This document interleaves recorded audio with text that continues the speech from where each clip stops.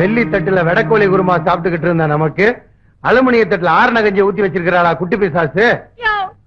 கூட்டம் கூட்டம் இடத்துல எல்லாம் ஆட்ட ஆடி நான் பாயசமா சாப்பிட்டுட்டு இருந்தேன். பாயாசங்கரை குடிச்சிட்டு இருந்த சிங்கிள் டிக்கெட்ல லாட்டரி அடிச்சிட்டு இருந்த. பாவி கார் வாங்கி தரேன் பங்களா வாங்கி தரேன் கூட்டிட்டு வந்து தண்ணி சரி போட்டு வச்சிருக்கேன். நான் எங்கேயோ போறேன். போக முடியாது. பாப்பாவோட அப்பா அம்மாவை நம்ம ஜெயில போட்டிருக்கிறோம் இல்லையா, அதுக்கு பதிலா பாப்பா நம்மள பழி வாங்குது. சும்மா புலமாதான். எனக்கு காக்கி சட்டை கொடுத்த அந்த குட்டி பிசாசுக்கு கருமாதிக்கு நாள் குறிக்கிறேன். அம்மா தாயே, அப்பாவையும் அம்மாவையும் ஜெயில இருந்து வெளியே கொண்டு வரதுக்கு உதவி செஞ்சேனா தீச்சட்டி ஏந்தி தீ மெதிக்கிறேன் தாயே.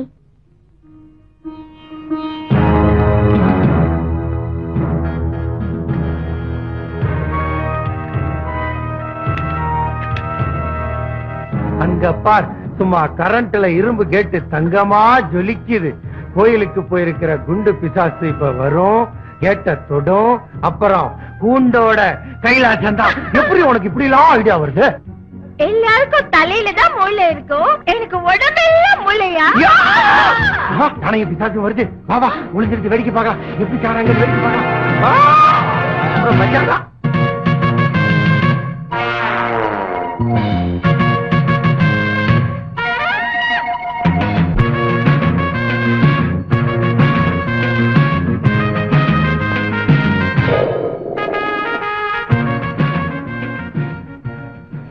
பின்னாடி பின்னாடி போயிட்டு இருக்கான்.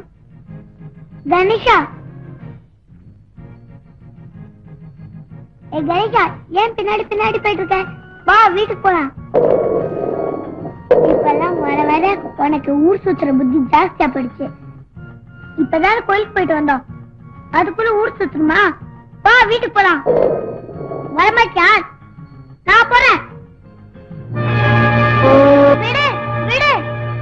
எப்ப நீ என் பேச்சு கேட்டியோ இனிமே சத்தியமா எனக்கு சொல்லக்கூடாது.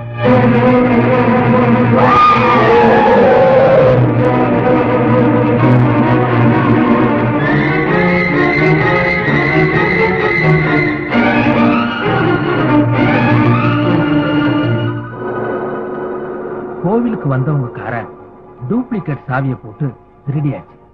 இத பெங்களூருக்கு எடுத்துட்டு போய் கலரையும் நம்பர் பிளேட்டையும் மாத்தி எவன் தலையிலாவது கட்டிட வேண்டியதுதான்.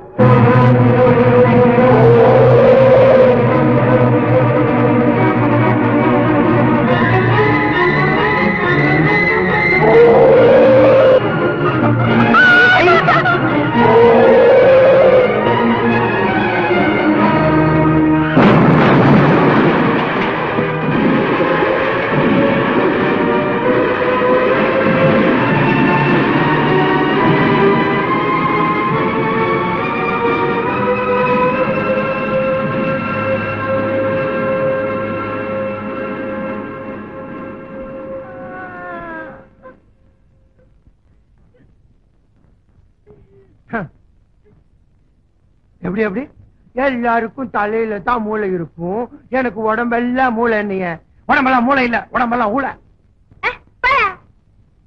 நான் நினைச்சேன்